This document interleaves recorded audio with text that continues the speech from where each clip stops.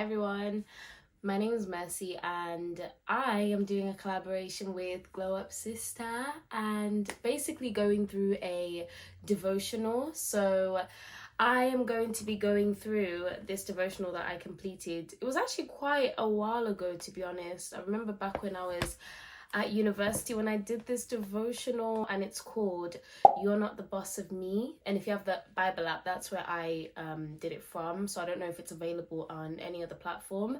But if you do have the Bible app, it's called You're Not the Boss of Me and Controlling Those Emotions. Yes, that was really enthusiastic actually, like it's quite a lot. But no, it's because this Bible study was actually really good. I wanted to pick a Bible plan based off of, and what better way than having something that's going to help you to understand your emotions and to be able to control them better, right?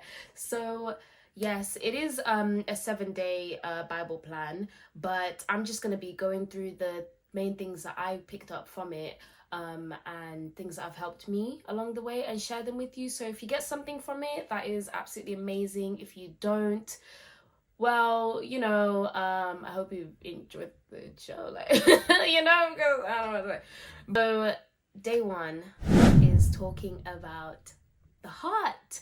So as we all know, the Bible speaks about the heart being deceitful above all else, as in your heart it can be your biggest up, to be honest with you, and there's a lot that goes in within that you may have not even had revealed to you, that you don't even actually know about yourself. And what I love so much is that God recognizes that. Of course God recognizes that, but he recognizes that and tells us that within his word, so we can see that and we can reflect on that a lot more and be like, okay, so what is it about myself that I don't quite know that well? There's a little bit of a text that I took from it, the Bible plan, that I thought was just really good, and it speaks about one or more emotions compete for control in our behavior. So it's basically talking about the fact that our emotions actually compete for control in the way that we choose to behave. And I'm sure a lot of us know that when you're happy, like, you just act happy, you smile at a lot more people, like, you're just easier to be around. When you're sad, you're gloomy, like, you might listen to like some sad music to feel even more sad, which is really weird, to be honest, but people do it. Or you're just gonna act angry, like you're just gonna act based off of your emotions, and these emotions are competing to be able to control your behavior. So the thing is that it also said within that same text is that life is so much more than just us competing and being controlled by our emotions. Jesus calls us to actually go beyond simply monitoring how we behave and to begin monitoring what's going on inside of us, which goes so well with day 1 being about the heart, because if we're talking about the heart being deceitful above all else, then of course knowing what's going on inside of you would be super helpful in order to combat, your emotions and them having so much control over you. So ladies, this is where I want to get a bit more specific with us ladies, because I know that we have like a lot of stereotypes that are attached to us. People can sometimes, and I'm gonna speak about the negative ones because I want this to challenge us. So I don't want to just speak about the great stuff, the fuzzy feeling stuff, the warm stuff and all of that, which is all great, but I'm trying to like hone in and speak about the things that people don't really want to hear or talk about.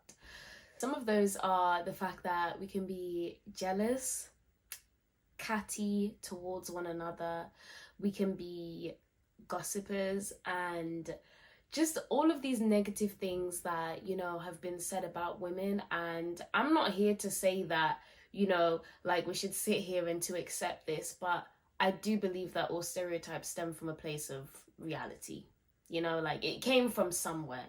But that doesn't mean that it needs to be the case where like you have to force yourself to fit into that shoe, because if you just don't, then you don't, and it's okay. I was looking at this, I was thinking of the like that meme, like, is it me? Am I the drama? I don't think I'm the drama. Is it me? Maybe I am. And I really believe that it's not that we are necessarily the drama, but we can be the drama. Like we all have the ability to be something. But what I want us to be able to control is less of becoming the drama and more of becoming just the best that we can be towards other people and towards ourselves. Jesus in John 14:27 says, "My peace I give to you, not as the world gives it." So there's a peace that you can get in the world, and there's also a peace that Jesus can give you, and they're different kinds of pieces. The peace that Jesus gives you is the peace that surpasses all understanding. He's the Prince of Peace. So that means in the midst of your issues, your problems, your hard moments, like whatever the circumstance may be, he can give you peace in the middle of that. Like the storm, he can give you peace. You're having issues at work, you're having issues with your partner, your family are driving you mad. You can have peace in the midst of that. The way that the world gives you peace is, why don't I just remove you out of that? Let me just take you out of that. And that's like peaceful because you've removed the things that I guess are causing you issues. But then again, Jesus calls us to love one another. So sometimes people are difficult to love. If I remove myself from my family because they're causing me issues, and obviously people's circumstances differ. So there's reasons why people have to remove themselves from people, whether it's family, partners, or whatever, for safeguarding reasons. But there are circumstances where, sometimes it's just too much and you can't really handle it. So you remove yourself because it's just, I can gain more peace without these people in my life. But we can't lead a life where we're constantly, when something begins to become too much of a challenge, we then say to ourselves, I'm just going to remove myself from that. Otherwise, we'll never develop or grow relationships, and we'll never develop and grow within ourselves because we're constantly not reflecting and thinking, okay, how can I improve to make situations that I keep getting myself into better? Jesus commands us to change from within. So basically, the journey begins with yourself.